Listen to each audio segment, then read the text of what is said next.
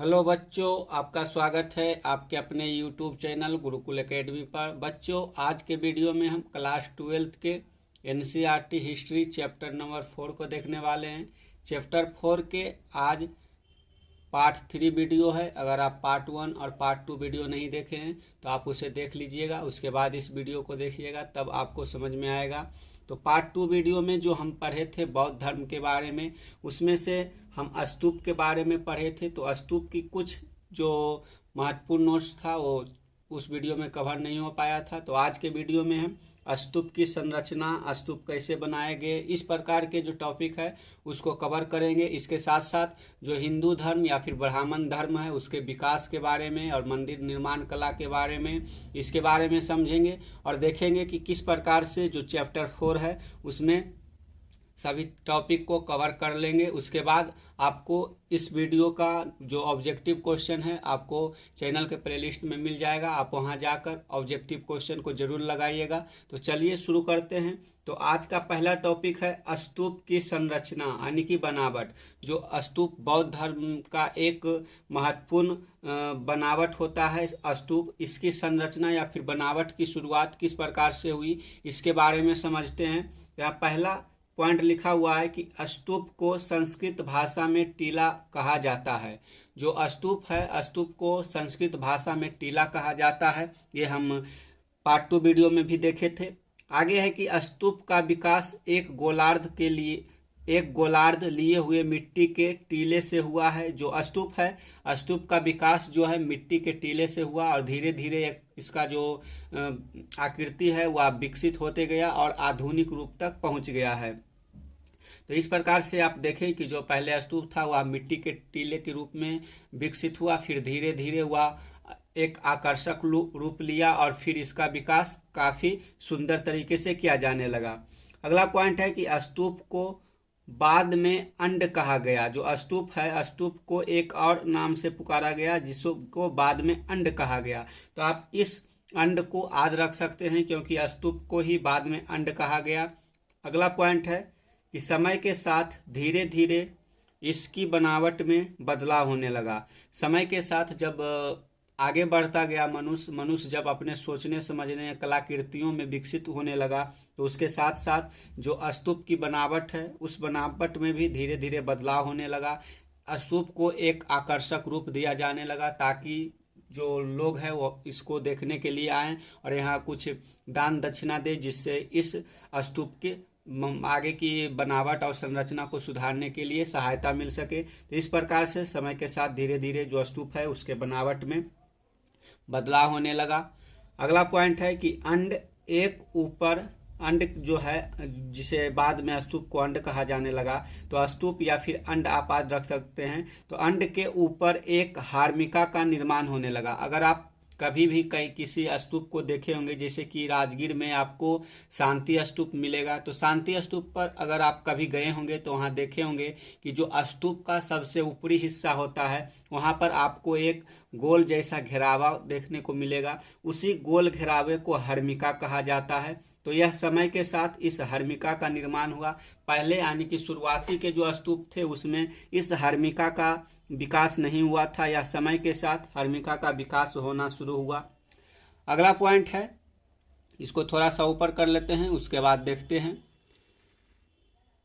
तो यहाँ लिखा हुआ है कि स्तूप में छज्जे जैसी ढांचा को देवताओं का घर समझा जाता था। आप स्तूप में जो राजगीर का स्तूप है या फिर किसी अन्य जगह का स्तूप है उसमें आप एक छज्जा जैसी संरचना देखते होंगे जिसमें कि महात्मा बुद्ध या फिर किसी अन्य ऐसे बौद्ध संत का मूर्ति बना होता है, जिसमें कि उस स्तूप को निर्मित किया जाता है। तो उसमें महात्मा बुद्ध या फिर किसी अन्य संत की उसमें आकृति या फिर मूर्ति लगी होती है। उस छज्जा को जो है देवताओं का घर समझा जाता था। तो आप समझ गए होंगे कि जो स्तूप में छज्जा का निर्माण किया जाता था, छज्जे के निर्माण का तात्पर्य होता था कि इसमें देवता निवास करते हैं।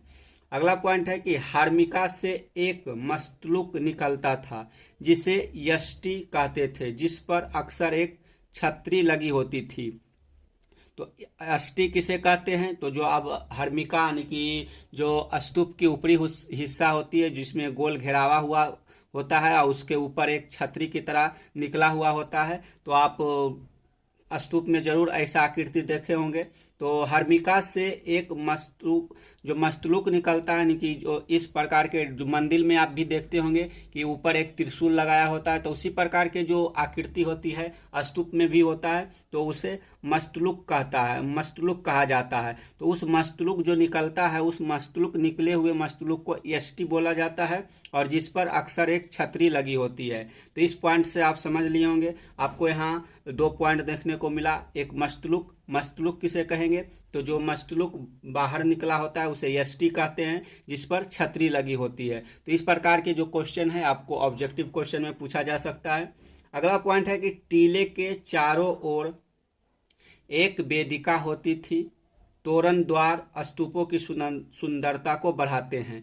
तो आप जो स्तूप है, यानी कि शांति स्तूप राजगीर का हो गया या फिर किसी अन्य जगह का स्तूप हो गया, जब वहां आप जाते होंगे तो देखते होंगे कि जो स्तूप है, स्तूप का निर्माण पहले एक चबूतरा की तरह बनाया जाता है। उस चबूतरे पर स्तूप का निर्माण किया जाता है। उसी स्तूप पर आपको चारों ओर घूमने के लिए एक रेलिंग बनाया जाता है। तो आप यहाँ इसमें समझ सकते हैं कि टीले के चारों ओर एक वेदिका होती है। तो इसी वेदिका को आप रेलिंग के रूप में भी जानते हैं। जो रेलिंग का निर्माण किया जाने लगा, या पहले नहीं होता था, या समय के साथ इसका विकास होने लगा। इसके बाद तोरण द्वार स्तूपों की सुंदरता को बढ़ाते हैं। तो तोरण द्वार किसे कहते हैं, तो तोरण द्वार का तात्पर्य है कि स्तूप के अंदर प्रवेश करने के लिए जिस द्वार का प्रयोग होता था उसे तोरण द्वार कहा जाता था। इस प्रकार से आप समझ गए होंगे कि जो स्तूप होता है, स्तूप में वेदिका का निर्माण होता है, जिसे हम अब रेलिंग भी कहते हैं। और तोरण द्वार क्या है, तो तोरण द्वार जो स्तूप है, स्तूप में प्रवेश द्वार को हम तोरण द्वार कहते हैं। अगला पॉइंट है कि उपासक पूर्वी तोरण द्वार से प्रवेश करके स्तूप की परिक्रमा करते थे।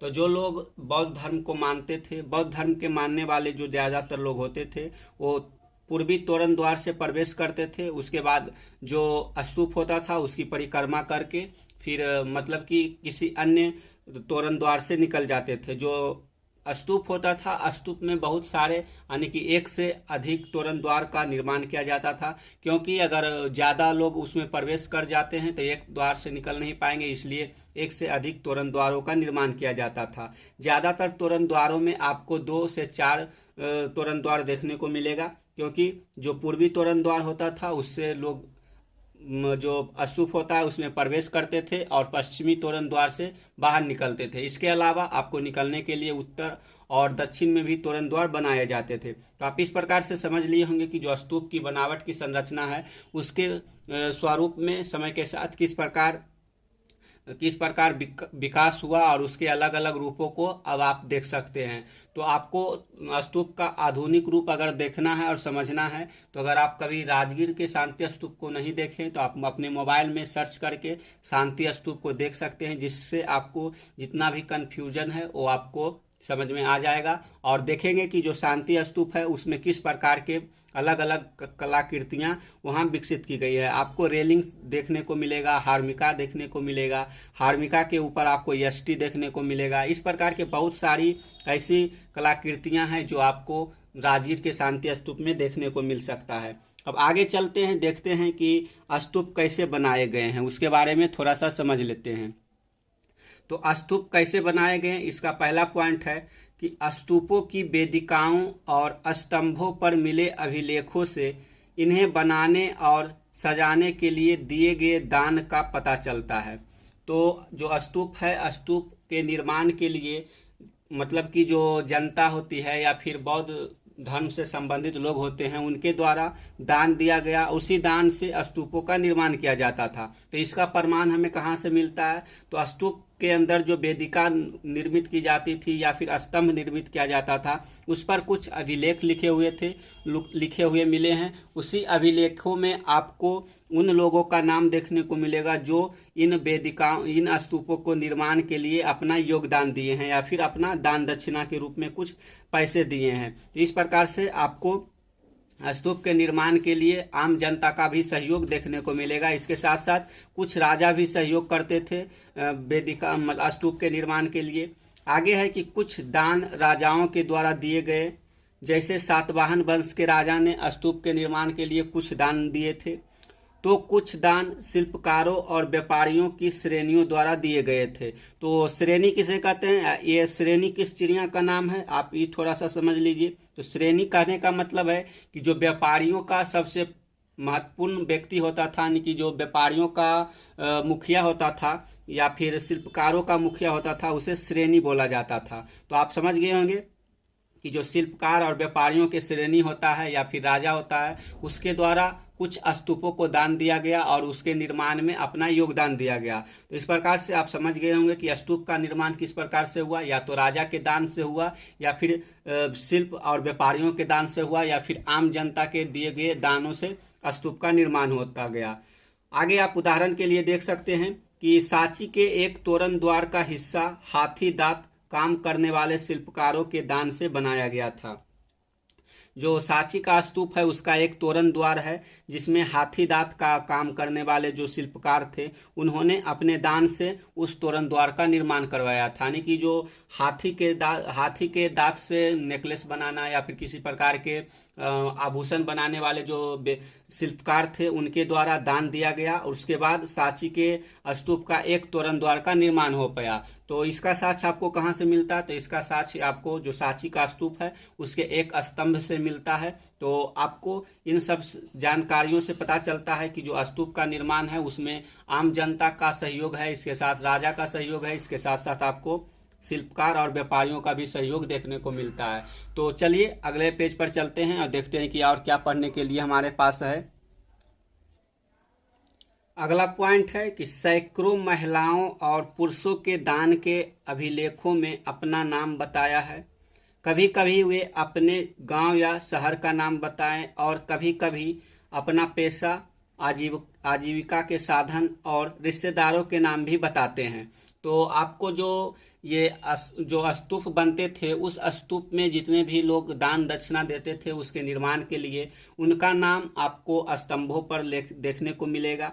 उस स्तंभों पर बहुत सारे महिलाओं, पुरुषों और उनके संबंधियों के नाम देखने को मिलता है। उसके साथ साथ उनका जो व्यवसाय है वो भी वहाँ पर दर्ज मिलता है। तो आप इससे समझ पाते हैं कि जिस प्रकार से आज आपके घर में या फिर गांव में अगर किसी प्रकार का फंक्शन होता है तो आपसे जब चंदा लिया जाता है तो उसके लिए आपको रसीद काट कर दिया जाता था। तो उसी प्रकार से प्राचीन समय में यानी कि पुराने समय में जब स्तूप का निर्माण होता था तो रसीद के रूप में जो स्तूप का निर्माण होता था, जो भी दान देता था उस स्तूप के निर्माण के लिए उसका नाम एक स्तंभ पर लिखवा कर या फिर खोदवा कर वहां लगा दिया जाता था, जिससे बाद में आने वाले समय में यह पता लग सके कि इस स्तूप के निर्माण के लिए किसने किसने अपना योगदान दिया है।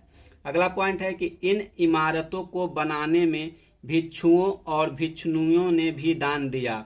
सांची और भरहुत के पारंपरिक स्तूप बिना अलंकरण के हैं, सिवाय इसमें पत्थर की वेदिकाओं और तोरण द्वार है। तो आपको आम जनता के साथ साथ स्तूपों के निर्माण के लिए भिक्षु और भिक्षुणियों ने भी अपना योगदान दिया था। आपको उदाहरण के लिए यहाँ बताया गया है कि जो सांची और भरहुत का स्तूप है उसमें पारंपरिक स्तूप जो है, यानी कि जो सांची और भरहुत का पारंपरिक स्तूप है, इसमें किसी प्रकार का अलंकरण देखने को नहीं मिलेगा। अलंकरण कहने का मतलब है कि अगर आप किसी प्रकार के घर या फिर मंदिर बनवाते हैं तो उस मंदिर को आप सिंपल तरीके से बनाकर छोड़ देते हैं तो उसे एक पारंपरिक मंदिर या फिर घर बोला जाता है। लेकिन आपको अगर उसमें किसी प्रकार का सजावट करना है या फिर उसमें नक्काशी करवाना है या फिर किसी प्रकार के पत्थर के जरावटी काम करवाना है तो उसको अलंकरण बोला जाता है। तो जो भरहुत और सांची का स्तूप है वह पारंपरिक रूप से बना हुआ है, उसमें किसी प्रकार का जो अलंकरण है वो आपको देखने को नहीं मिलेगा। जो सांची और भरहुत का स्तूप है उसमें पत्थर के वेदिकाओं का तोरण द्वार बनाया गया है, इसके अलावा किसी पर अन्य प्रकार का अलंकरण वहां देखने को नहीं मिलेगा। तो आप इस प्रकार से समझ लिए होंगे कि जो स्तूप का निर्माण है उसका निर्माण किस प्रकार से हुआ। तो उस स्तूप के निर्माण के लिए आम जनता, राजा, जो व्यापारी या फिर शिल्पकार थे, इसके साथ साथ भिक्षु और भिक्षुओं ने अपना योगदान दिया अपने दान दक्षिणा से बहुत सारे स्तूपों का निर्माण करवाया। तो अगला पॉइंट देखते हैं, अगला टॉपिक हमारे पास क्या है। तो अगला टॉपिक के रूप में आपको यहाँ देखने को मिलेगा अमरावती का स्तूप। तो हम पिछले वीडियो में जो सांची का स्तूप था उसके बारे में डिटेल्स में देखे थे और समझे थे कि जो सांची का स्तूप है उसकी विशेषता क्या है और वो किस प्रकार से निर्मित है और किसके द्वारा निर्मित करवाया गया है। तो अगर आप उस वीडियो को नहीं देखें तो आप जरूर जाकर देखिएगा, ताकि आपको इस वीडियो को अच्छी तरीके से समझना है। तो अगर आप एक वीडियो को यहाँ तक देखे हैं तो वीडियो को अगर अभी तक लाइक नहीं किए हैं तो लाइक जरूर कीजिएगा और अपने दोस्तों के साथ भी शेयर कीजिए, ताकि इस वीडियो का फायदा उनको भी प्राप्त हो सके।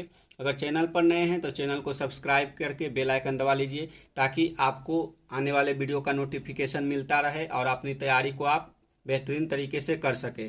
तो चलिए देखते हैं अमरावती का स्तूप क्या है। तो अमरावती जो है, इस अमरावती स्तूप के निर्माण के लिए आपको, या फिर अमरावती के स्तूप को मतलब कि किस प्रकार से निर्मित हुआ, किस प्रकार से इसने अपना अस्तित्व को खो दिया, इसके बारे में हमको डिटेल्स में पढ़ना है। तो पहला पॉइंट है कि इस स्तूप में अवशेषों के रूप में मूर्तियां, पत्थर मिले, जो कि बाद में अलग अलग जगहों पर ले जाए गए, बंगाल, मद्रास, लंदन।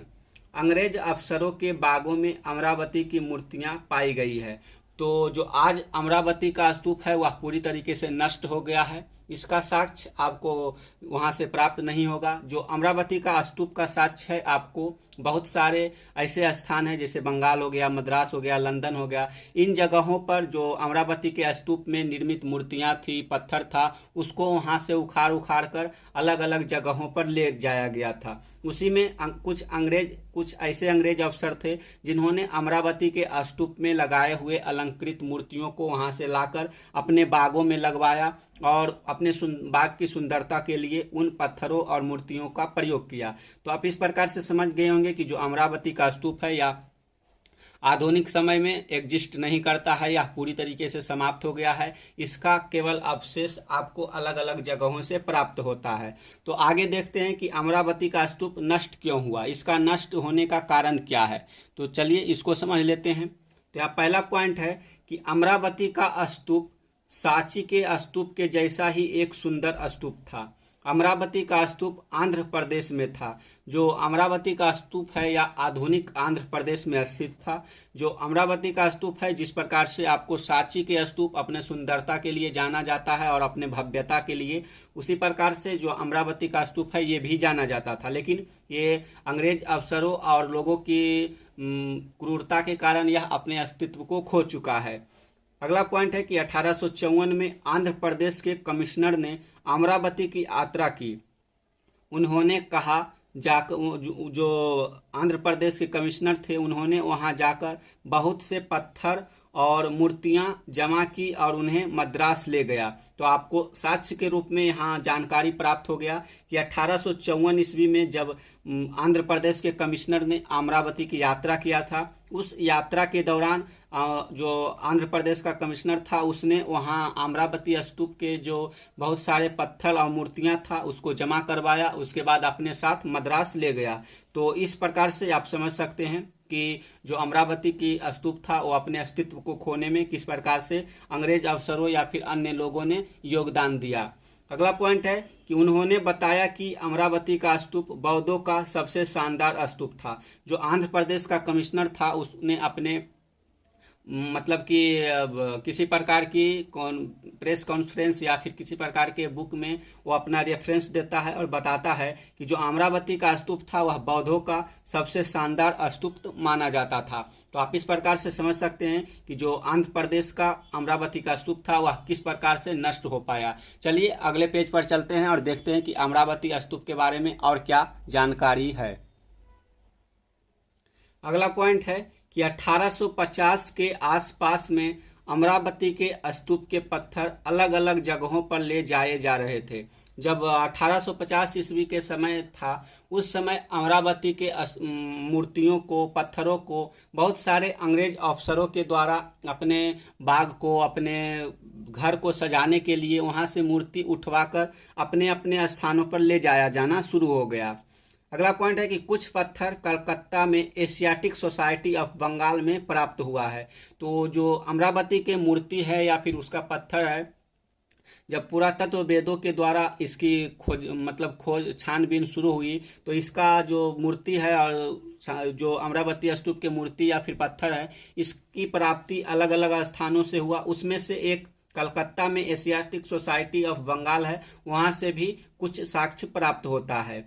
अगला पॉइंट कि कुछ पत्थर मद्रास से प्राप्त हुआ, कुछ पत्थर लंदन ले जाया गया था। कई मूर्तियों को अंग्रेजी अफसरों ने अपने बागों में लगवाया था। हर नया अंग्रेज अधिकारी अमरावती से मूर्ति उठाकर ले जाता था और कहता था कि हमसे पहले भी अधिकारी मूर्ति लेकर गए हैं, हमें मत रोको, हम भी ले जाएंगे।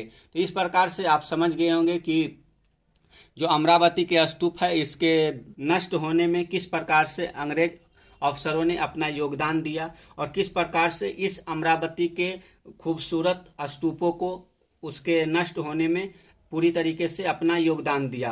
और अमरावती के स्तूप में जितने भी अलंकृत पत्थर था या फिर मूर्ति था, उसको पूरी तरीके से वहां से उखाड़ करके अपने निवास स्थान पर ले जाया गया, या फिर मद्रास हो गया, बंगाल हो गया, या फिर लंदन हो गया, ऐसे स्थानों पर ब्रिटिश अफसरों के द्वारा ले जाया गया। तो आपको इससे पता चलता है कि जो अमरावती का स्तूप एक खूबसूरत और शानदार स्तूप हुआ करता था, वो अब अपने अस्तित्व को समाप्त कर चुका है। और उसके अस्तित्व को समाप्त करने में अंग्रेज अफसरों ने अपनी काफ़ी भूमिका निभाया है, और अंग्रेज अफसरों के द्वारा ही उसके पत्थर और मूर्तियों को एक जगह से उठाकर दूसरे स्थान पर ले जाया गया। अब आगे हमको देखना है यज्ञ और विवाद के बारे में।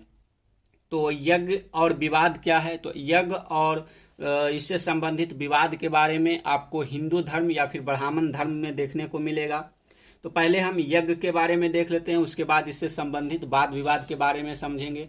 तो यज्ञ क्या है? तो यज्ञ की जानकारी हमें ऋग्वेद से प्राप्त होती है। तो यहाँ पहला पॉइंट वही लिखा हुआ है कि वैदिक परंपरा की जानकारी हमें ऋग्वेद से प्राप्त या मिलता है। जो यज्ञ है, यज्ञ वैदिक परंपरा की एक प्रमुख हिस्सा हुआ करता था, और इसी वैदिक परंपरा में जितने भी वैदिक परंपरा या फिर यज्ञ संबंधी नियम कानून है, वो हमें ऋग्वेद से प्राप्त होता है। तो आपको अगर ऑब्जेक्टिव क्वेश्चन में पूछा जाए कि हमें यज्ञ की पहली जानकारी कहाँ से प्राप्त होती है, तो आप उसका उत्तर ऋग्वेद लगा सकते हैं। अब आगे देखते हैं आगे क्या है। तो अगला पॉइंट है कि ऋग्वेद में बहुत सारे वैदिक देवताओं की पूजा के लिए मंत्र मिलता है, जैसे यज्ञ, इंद्र, सोम आदि देवताओं का उल्लेख मिलता है। तो जो ऋग्वेद है, ऋग्वेद में बहुत सारे वैदिक देवताओं का उल्लेख मिलता है। उस वैदिक देवताओं को प्रसन्न करने के लिए बहुत सारे मंत्र मिलते हैं। उसी मंत्र के आवाहन के लिए यज्ञ किया जाता था, और यज्ञ के द्वारा ही उन वैदिक देवताओं को प्रसन्न किया जाता था, और अपने इच्छा के अनुसार जो भी मनोकामना होती थी उसको पूरा करने के लिए देवताओं को यज्ञ के द्वारा आहुति दी जाती थी। तो आपको जो ऋग्वेद है, ऋग्वेद से इस प्रकार की जानकारी मिलती है, और वहाँ से आपको समझ में आता है कि यज्ञ की महत्ता वैदिक धर्म में या फिर ब्राह्मण धर्म या फिर हिंदू धर्म में किस प्रकार से अपना जो महत्वपूर्ण स्थान रखता है। आगे है कि यज्ञ के समय लोग मवेशी, बेटे, स्वास्थ्य और लंबी आयु के लिए प्रार्थना करते थे। जो व्यक्ति यज्ञ करवाता था या फिर जहाँ यज्ञ हुआ करता था, उस यज्ञ में शामिल होने वाले लोगों के द्वारा जब यज्ञ होता था, उस समय लोग अपने मवेशी के लिए, बेटे के लिए, स्वास्थ्य के लिए और लंबी आयु के लिए हमेशा प्रार्थना किया करते थे। अगला पॉइंट है कि शुरू में यज्ञ सामूहिक रूप से किए जाते थे, बाद में घर के मालिक खुद यज्ञ करवाने लगे।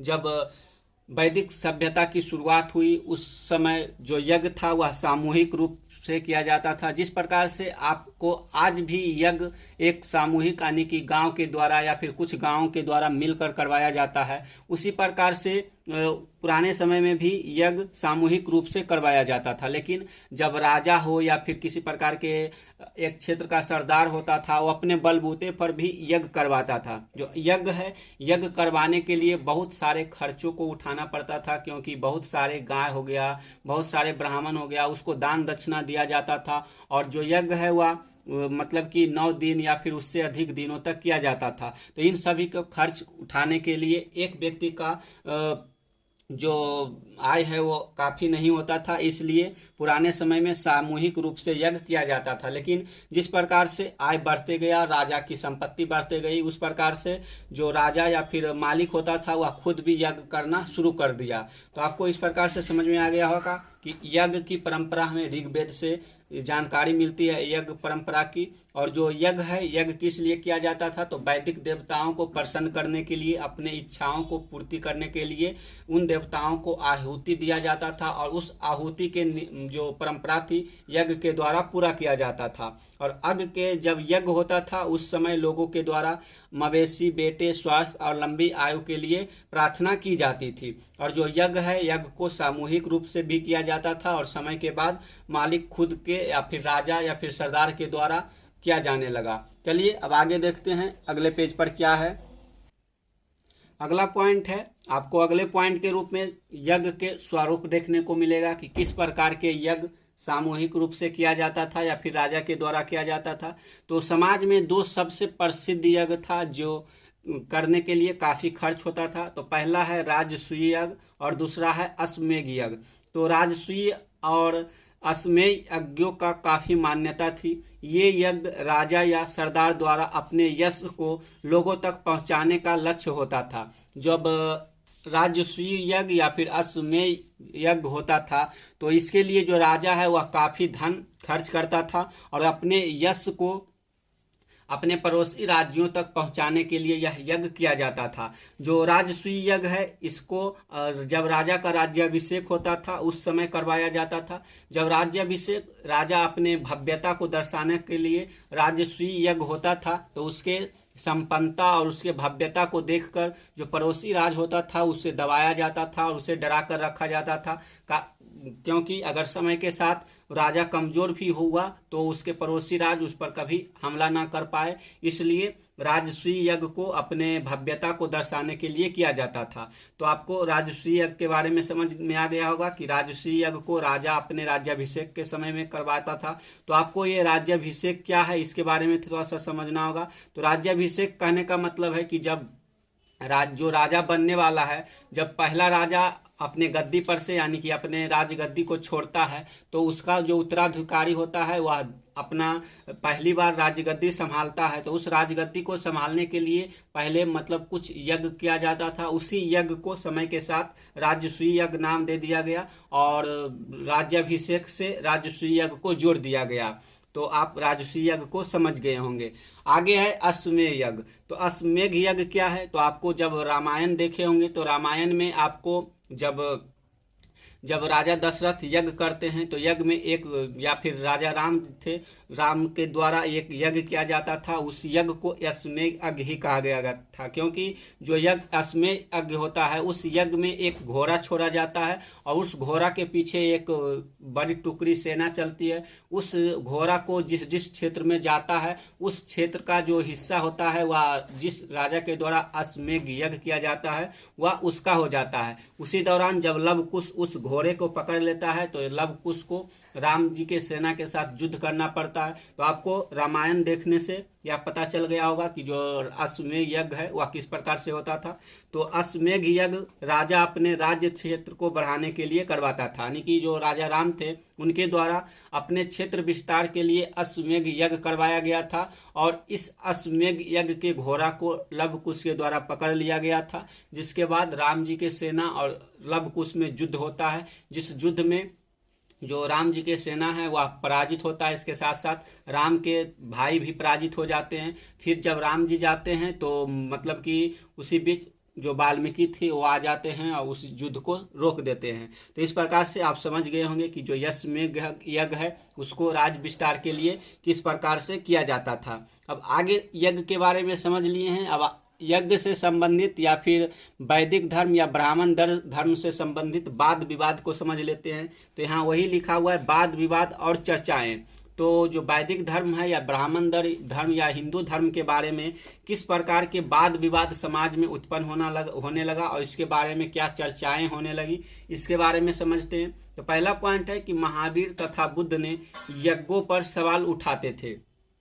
जो यज्ञ होता था, यज्ञ के दौरान बहुत सारे ऐसे जीव जंतुओं को बलि दिया जाता था, यानी कि जो यज्ञ होता था, यज्ञ में हजारों की संख्या में पशुओं की बलि दी जाती थी। तो उस बलि से जो किसान वर्ग के लोग थे वो नाखुश थे, क्योंकि उसको किसान वर्ग को खेती करने के लिए जानवर की आवश्यकता होती थी, और उसी जानवर को, यानी कि जो जानवर बलिष्ठ होता था और स्वस्थ होता था, वैसे ही जानवरों को यज्ञ में बलि के रूप में दिया जाता था। तो स्वस्थ और मजबूत जानवरों को जब यज्ञ में बलि दिया जाने लगा तो गांव में, समाज में वैसे जानवरों की संख्या कम होने लगी, जिससे जो किसान वर्ग के लोग था वो अपने खेती करने के लिए पशुओं पर ही डिपेंडेंट था, इसलिए वो जो यज्ञ था इसके लिए मतलब कि नाखुश होने लगा। तो इस प्रकार से समय के साथ जो बहुत सारे नास्तिक परंपरा के लोग विकसित हुए समाज में, जैसे कि महावीर हो गए, बुद्ध हो गए, इन्होंने वैदिक धर्म से संबंधित यज्ञों की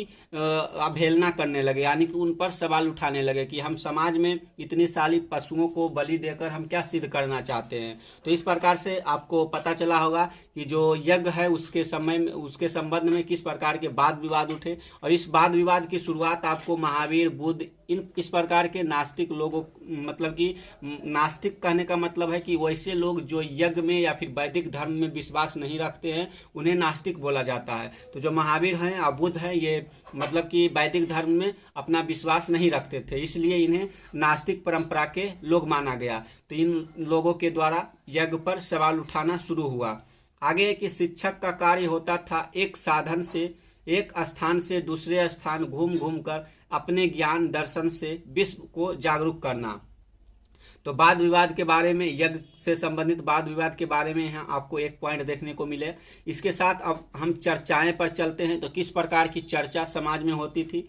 तो समाज में लोगों को शिक्षित करने के लिए शिक्षक वर्ग होते थे। उन शिक्षकों का कार्य होता था कि एक स्थान से दूसरे स्थान पर घूम घूम कर अपने ज्ञान का और दर्शन से विश्व को जागरूक करना, यानी कि जिस प्रकार से आपको आज के समय में बड़े बड़े स्कूल, कॉलेज देखने को मिलता है, उस प्रकार के कॉलेज और स्कूल उस समय में नहीं हुआ करता था। जो समाज के शिक्षक वर्ग होते थे, जैसे कि पुराने समय में शिक्षा देने का कार्य ब्राह्मणों को होता था, तो उन ब्राह्मणों के द्वारा गुरुकुल का निर्माण किया जाता था या फिर घूम घूम कर समाज के लोगों को शिक्षित किया जाता था। तो जो लोग गुरुकुल में जाकर शिक्षा ग्रहण नहीं कर सकते थे, उसके लिए शिक्षकों के द्वारा घूम घूम कर उन लोगों को शिक्षित किया जाता था। अगला पॉइंट है कि शिक्षक सामान्य लोगों में तर्क वितर्क करने की क्षमता विकसित करवाते थे। जो शिक्षक लोग होते थे वो आम लोगों से मिलते थे, उनसे बातें करते थे, चर्चाएं करते थे, उनसे वाद विवाद करते थे, और उन लोगों में जब तक तर्क वितर्क करने की क्षमता विकसित नहीं हो जाती थी, तब तक वहां रुक कर उन लोगों में ऐसी क्षमता विकसित करते थे। क्योंकि जो यज्ञ परंपरा थी या फिर वैदिक परंपरा थी, उसमें बहुत सारे ऐसे जो नीतियां थी वो लागू हो गई थी कि समाज में लोगों को दबाया जाना शुरू हो गया, बहुत सारे पशु बलियों को दिया जाने लगा। इन सब बातों से ब्राह्मणों से तर्क वितर्क करने के लिए, उनके अंदर तर्क वितर्क की क्षमता विकसित करने के लिए जो वाद विवाद करने वाले लोग होते थे, वो समाज के लोगों में तर्क वितर्क की क्षमता विकसित करना चाहते थे, ताकि समाज में अपने हक के लिए लोग लड़ सके। अब आगे देखते हैं अगला पॉइंट क्या है। तो अगला पॉइंट है कि इस प्रकार की जो तर्क वितर्क की चर्चाएं होती थी, वह सामान्यतः झोपड़ी या उपवनों में होती थी। ऐसे उपवनों को घुमक्कड़ मनीषी ठहरते थे, यानी कि जो चर्चाएं लोगों को तर्क वितर्क में सक्षम बनाने के लिए किया जाता था, जो वो चर्चाएं होते थे या तो झोपड़ी में होती थी या फिर उपवन में होता था। तो उपवन कहने का मतलब है कि एक मतलब कि बहुत बड़े स्थान को संरक्षित कर दिया जाता था, उसमें ठहरने के लिए लोगों को कमरे बना दिए जाते थे, और उसी में जो घुमक्कड़ प्रकार के लोग होते थे, यानी कि एक स्थान से दूसरे स्थान तक हमेशा भ्रमण किया करते थे, जैसे कि सन्यासी हो गया या फिर भिक्षु भिक्षुणी हो गया, उन्हीं लोगों के द्वारा ऐसे उपवनों का प्रयोग किया जाता था ठहरने के लिए। तो आप समझ गए होंगे कि जो शिक्षक के द्वारा तर्क वितर्क किया जाता था वह झोपड़ी में या फिर उपवनों में किया जाता था, और इस उपवनों का प्रयोग ज्यादातर घुमक्कड़ मनीषियों के द्वारा किया जाता था। मनीषी कहने का मतलब है कि वैसे ज्ञानी लोग जो घूम घूम कर अपना ज्ञान समाज में फैलाते थे। अगला पॉइंट है कि ऐसे में इन शिक्षकों के अनुयायी बनते चले गए। जैसे जैसे शिक्षक लोग समाज में घूम घूम कर लोगों में तर्क वितर्क की शक्ति विकसित करने लगे, इस तर्क वितर्क की शक्ति को समझते हुए इन शिक्षकों के बहुत सारे अनुयायी बन गए और यही आगे जाकर जो महावीर हो गए, बुद्ध हो गए, इनके अपना अलग परंपरा विकसित हो गया और एक अलग अलग धर्म के रूप में स्थापित हो गया। तो आप समझ गए होंगे कि जो प्राचीन बौद्ध धर्म है, जो जैन धर्म है, उसका विकास किस प्रकार से हुआ है। तो आप आगे चलते हैं। पौराणिक ब्राह्मण धर्म का उदय। जो पुराना बौद्ध धर्म है, जो मतलब हिंदू धर्म है या फिर ब्राह्मण धर्म है, इसका उदय किस प्रकार से हुआ, इसके बारे में समझते हैं। तो यहाँ पहला पॉइंट है कि ब्राह्मण धर्म या हिंदू धर्म सबसे प्राचीनतम धर्म में से एक है, या फिर यहाँ आप धर्मों में से एक लिख सकते हैं। तो यहाँ आप धर्मों में से एक है लिख सकते हैं। तो आपको ब्राह्मण धर्म या हिंदू धर्म को सनातन धर्म भी कहीं देखने को मिलेगा। तो जो सनातन है वह किसी प्रकार का धर्म नहीं है, जो सनातन है वह एक प्रकार की मान्यता है जिसके अंतर्गत ब्राह्मण धर्म या हिंदू धर्म आता है। जो सनातन मान्यता के लोग होते हैं वो ज़्यादातर हिंदू धर्म या फिर ब्राह्मण धर्म को मानने वाले लोग होते हैं। अगला पॉइंट है कि जो ब्राह्मण धर्म या हिंदू धर्म है, इसमें वैष्णव एवं शैव परंपरा को शामिल किया जाता है। तो हिंदू धर्म में कौन सी परंपरा को शामिल किया जाता है? तो हिंदू धर्म में ज़्यादातर लोग वैष्णव या फिर शैव परंपरा के मानने वाले लोग होते हैं। जो वैष्णव धर्म होता है उसमें भगवान विष्णु को महत्ता दी जाती है और शैव धर्म में भगवान शिव को महत्ता दी जाती है। तो चलिए देखते हैं अगला पॉइंट क्या है। अगला पॉइंट है कि वैष्णव धर्म के अनुयायी विष्णु भगवान को मुख्य देवता मानते थे। तो आपको पता ही होगा कि वैष्णव धर्म में भगवान विष्णु को महत्वपूर्ण स्थान दिया जाता है। उसी प्रकार से शैव धर्म के अनुयायी भगवान शिव को प्रमुख स्थान देते हैं और शिव के प्रतीक के रूप में शिवलिंग की पूजा की जाती है।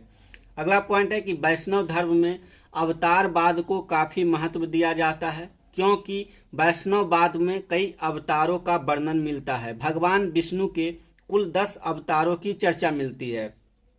तो जो वैष्णव धर्म है, वैष्णव धर्म में भगवान विष्णु के 10 अवतारों की चर्चा मिलती है। उसी 10 अवतारों को आपको पूजा करते हुए देखा गया होगा। जैसे कि भगवान विष्णु का ही अवतार राम अवतार है, आपको परशुराम अवतार देखने को मिलेगा, कृष्ण अवतार देखने को मिलेगा, जो मत्स्य अवतार देखने को मिलेगा, नरसिंह अवतार देखने को मिलेगा। इस प्रकार से भगवान विष्णु के कुल 10 अवतार अब तक, मतलब कि 9 अवतार अब तक हो चुके हैं और 10वां अवतार आपको भविष्य में देखने को, या फिर मतलब कि जो भविष्य में होगा आपको ग्रंथ में बताया गया है। तो भविष्य में होने वाले जो अवतार है उसे कलिक अवतार बोला जाता है। जब इस पृथ्वी, मतलब कि वैष्णव धर्म की मान्यता के अनुसार जब इस पृथ्वी की समाप्ति होने वाला होगा, तो इस पृथ्वी की समाप्ति को बचाने के लिए भगवान विष्णु कलिक अवतार में आएंगे और इस दुनिया में जितने भी पाप है उसको समाप्त करेंगे।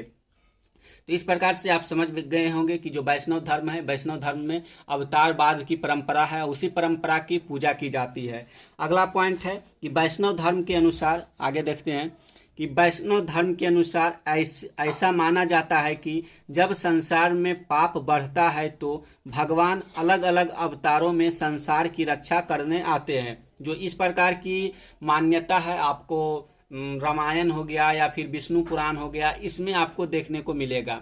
अगर आप इस प्रकार की धारावाहिक या सीरियल को नहीं देखते हैं तो थोड़ा सा देखिए, ताकि आपको समझ में आएगा और आपको जो आपके अंदर जो समझने की क्षमता है वो भी विकसित होगा।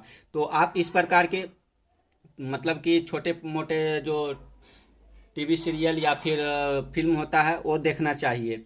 आगे है मंदिर का निर्माण। तो जब हम हिंदू धर्म के बारे में पढ़ लिए हैं तो हिंदू धर्म का एक महत्वपूर्ण स्थान रखता है मंदिर। तो मंदिर के बारे में भी समझ लेते हैं कि मंदिर का निर्माण किस प्रकार से शुरू हुआ और इसके निर्माण के लिए किस प्रकार की शैली है। तो मंदिर जो है, मंदिर निर्माण को प्रारंभ किस प्रकार से हुआ? तो प्रारंभ में मंदिर एक चौकोर कमरे की तरह होते थे जिसे गर्भगृह कहा जाता था। तो प्राचीन काल में मंदिर का निर्माण एक कमरे के रूप में किया जाता था। उसी कमरे में भगवान की मूर्ति स्थापित कर दिया जाता था जिसे मंदिर बोला जाता था। लेकिन जब चौकोर कमरे में जब मंदिर का निर्माण होने लगा तो इनमें एक दरवाजा होता था उसमें प्रवेश के लिए, जिसमें पूजा करने के लिए अंदर जा सकते थे। मंदिर में स्थापित मूर्ति की पूजा की जाती थी। तो प्रारंभिक समय में यानी कि जब मंदिर बनावट की शुरुआत हुई थी उस समय चौकोर कमरे के रूप में मंदिर का निर्माण होता था। उसके अंदर जाने के लिए एक कमरा होता था और उसी कमरे में भगवान को स्थापित किया जाता था। भगवान को जहां स्थापित किया जाता था उसे गर्भगृह कहा जाता था। तो इस गर्भगृह शब्द को आप जरूर याद रखिएगा, आपको एग्जाम में ऑब्जेक्टिव क्वेश्चन इससे जरूर पूछा जाएगा। आपको पूछा जाएगा कि भगवान की मूर्ति मंदिर में कहाँ स्थापित किया जाता है, तो आप उसका उत्तर गर्भगृह बता सकते हैं। अगला पॉइंट है कि फिर बाद के समय में गर्भगृह के ऊपर एक ढांचा बनाया जाने लगा जिसे शिखर कहा जाता है।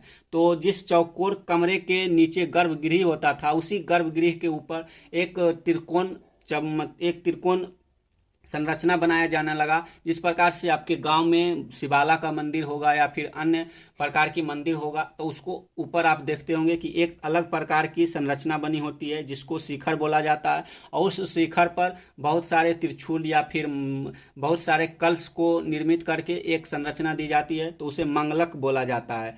तो इस प्रकार से आप देख सकते हैं कि धीरे धीरे मंदिर के निर्माण की जो कला है वह विकसित होने लगा और उस चौकोर कमरे के ऊपर एक अलग शिखर बनाया जाने लगा जिसकी ढांचा धीरे धीरे समय के साथ विकसित हुआ। अब अगला पॉइंट देख लेते हैं। तो अगला पॉइंट क्या है? तो आपको अगला पॉइंट के रूप में यहाँ देखने को मिलेगा कि मंदिर की दीवारों पर चित्र उत्कीर्ण किए जाते थे। धीरे धीरे मंदिरों को बनाए जाने वाले तरीके विकसित होते गए। अब मंदिरों में विशाल सभा स्थल, ऊंची दीवार बनाई जाने लगी।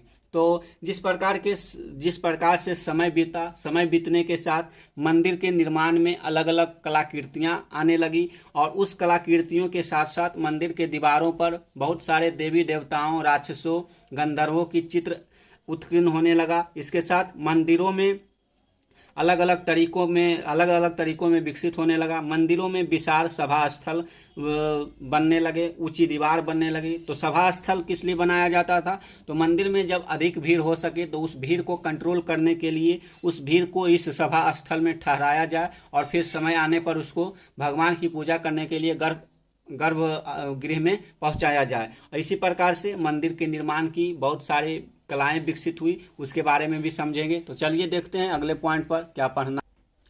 अगला पॉइंट है कि प्रारंभ में कुछ मंदिरों को पहाड़ों को काटकर गुफा की तरह बनाया गया था। तो जो मंदिर का निर्माण है उसके लिए अलग अलग राजाओं के द्वारा अलग अलग प्रकार के मंदिर बनाए गए। जैसे एक मंदिर आपको देखने को मिलेगा जो कैलाशनाथ मंदिर है, उसको एक पहाड़ को काटकर एक मंदिर का रूप दिया गया है जो कि काफी भव्य और अलंकृत देखने को मिलता है। तो आपको समझ में आ गया होगा कि मंदिर के निर्माण की शुरुआत किस प्रकार से हुआ और आधुनिक समय आते आते उसका विकास किस प्रकार से होने शुरू हो गया। तो आपको पूरे भारत में मंदिर निर्माण के 3 कला देखने को मिलेगा। तो उत्तर भारत में, यानी कि आपको उत्तर भारत कहने का मतलब हो गया जिसे यूपी, बिहार, राजस्थान, हरियाणा, इस क्षेत्रों में जो मंदिर के निर्माण की कला शैली है उसे नागर शैली कहते हैं। और जो मध्य भारत के मंदिर है उसे बेसर शैली में निर्मित की जाती है। और दक्षिण भारत की जो मंदिर होते हैं वो द्रविड़ शैली में निर्मित की जाती है। अगर आप गूगल पर सर्च करेंगे नागर शैली, बेसर शैली और द्रविड़ शैली में तो इसका आपको फिगर मिल जाएगा और आप अच्छी प्रकार से समझ पाएंगे कि किस प्रकार के मंदिर को नागर शैली बोला जाता है, किस प्रकार के मंदिर को बेसर शैली बोला जाता है और किस प्रकार के मंदिर को द्रविड़ शैली देखने को मिलेगा। तो आपको बस इतना याद रखना है कि उत्तर भारत में नागर शैली में मंदिर की निर्माण होती थी, मध्य भारत में बेसर शैली में मंदिर की निर्माण होती थी और दक्षिण भारत में द्रविड़ शैली में मंदिर का निर्माण होता था। तो इस प्रकार से हम अब तक मंदिर निर्माण की कला शैलियों को समझ लिए हैं। अब अगला टॉपिक है जो कि इस चैप्टर का आखिरी टॉपिक है, जिसमें हमको एक व्यक्ति के बारे में पढ़ना है जिसका नाम है H.L. कौल। H.L. कौल के द्वारा इस प्रकार के मंदिरों, स्तूपों और इसके संरक्षण के लिए काफ़ी अपना योगदान दिया गया, उसके बारे में समझ लेते हैं। तो चलिए देखते हैं। तो यहाँ पहला पॉइंट है कि पुरातत्ववेत्ता H.L. कौल उन मुट्ठी भर लोगों में से है जो अलग सोच रखता है। उन्होंने लिखा, इस देश की प्राचीन कलाकृतियों को लूट होने देना मुझे आत्मघाती और असमर्थनीय नीति लगती है। जो H.L. कौल है, इनका कहना है कि जो आधुनिक मतलब कि उस समय जो अंग्रेजों के द्वारा, जैसे कि आप अभी देखे थे कि अमरावती जो स्तूप है, उसके स्तूप के स्थिति जो स्तूप की अपनी अस्मिता थी उसको समाप्त करने के लिए अंग्रेजों ने काफ़ी अपना नोच वहाँ से मूर्ति उखाड़ कर ले गया, पत्थर उखाड़ कर ले गया। तो इस प्रकार के कार्यों की निंदा करते हुए H.L. कौल कहते हैं कि अलग अलग लोगों के द्वारा, अलग अलग अफसरों के द्वारा जो मूर्तियों की लूट की जाती है, मंदिरों को लूटा जाता है, इस प्रकार के जो कार्य है वह काफ़ी आत्मघाती है और असमर्थनीय नीति है। तो इस नीति को बदलना चाहिए और इस प्रकार के जो मंदिर है, मूर्ति है, उसको संरक्षण करना चाहिए। आगे वो लिखते हैं, जो H.L. कौल है वो मानते हैं कि संग्रहालयों में मूर्ति की प्लास्टर कृतियां रखी जानी चाहिए, जबकि असली कृतियां खोज की जगह पर ही रखी जानी चाहिए। जिस प्रकार से आप देखते हैं कि आज के समय में अगर कहीं से किसी प्रकार की मूर्ति मिलती है तो उसे संग्रहालय में रख दिया जाता है। तो H.L. कौल मानते हैं कि अगर आप किसी प्रकार से मूर्ति की खोज करते हैं तो उस मूर्ति को जहां से आप खोजे हैं वहीं पर उसको स्थापित कर दीजिए और वहीं पर उसको रहने दीजिए, और उसके प्रतिकृति के रूप में आप संग्रहालय में रखने के लिए उसकी प्लास्टर की मूर्ति निर्मित कीजिए और उसको संग्रहालय में रखवा दीजिए। ऐसी H.L. कौल की मान्यता थी। अगला पॉइंट है, तो अगला पॉइंट में वो बताते हैं, जो H.L. कौल है वो कहते हैं कि दुर्भाग्य से कौल अधिकारियों को अमरावती पर इस बात के लिए राजी नहीं कर पाए। यानी कि जो H.L. कौल है वो जिस प्रकार से अमरावती स्तूप की नष्ट करने के लिए वहां से पत्थर मूर्ति हटाए गए, उसके लिए अंग्रेजों को राजी नहीं कर पाए। लेकिन आगे जब वो बताते हैं कि जो सांची का स्तूप है, उस सांची के स्तूप की अस्तित्व को बचाने के लिए जो H.L. कौल है उन्होंने अंग्रेजों को राजी कर लेते हैं और सांची के स्तूप को संरक्षित कर पाते हैं, जिस कारण से आज तक आपको सांची का स्तूप पूरी तरीके से आपको देखने को मिल पाता है। तो इस प्रकार से हम चैप्टर 4 को समाप्त कर लिए हैं। तो अगर आप तीनों वीडियो को देख लिए हैं तो आपको समझ में आ गया होगा कि किस प्रकार के क्वेश्चन आपसे एग्जाम में पूछा जाएगा। इसके साथ साथ अगर आप हिस्ट्री के पीछे के 3 चैप्टर के वीडियो नहीं देखें तो उसे भी आप जरूर देखिएगा, ताकि आपको जो पार्ट 1 बुक है उसके 4 चैप्टर हम समाप्त कर लिए हैं। अब अगले वीडियो से हम पार्ट 2 बुक की ओर चलेंगे। आपको 12th में हिस्ट्री के टोटल 3 बुक देखने को मिलेगा। तो अब जो पहला बुक है उसको हम समाप्त कर लिए हैं। अगर आप NCERT के बुक नहीं खरीदे हैं तो उसे जरूर खरीदिए और पढ़िए, देखिए कि किस प्रकार के कंटेंट आपको बुक में देखने को मिलेगा और किस प्रकार के जो नोट्स है हम आपके लिए उसी बुक से निकाल कर आपके लिए प्रोवाइड करा रहे हैं। तो जो बुक पढ़ेंगे तो बुक में आपको मतलब जिस प्रकार से हम लाइन बाय लाइन बता रहे हैं वैसा आपको देखने को नहीं मिलेगा। आपको जिस प्रकार से हम जैन धर्म एक बार पढ़ाएं, बौद्ध धर्म एक बार पढ़ाएं, हिंदू धर्म एक बार पढ़ाएं, उस प्रकार से आपको बुक में देखने को नहीं मिलेगा। आपको बुक में सम्मिलित रूप से देखने को मिलेगा। तो इसलिए आपको पहले बुक पढ़ना है या फिर वीडियो देखकर बुक पढ़िएगा तो आपको अधिक समझ में आएगा। तो चलिए मिलते हैं एक नए वीडियो के साथ, तब तक के लिए धन्यवाद।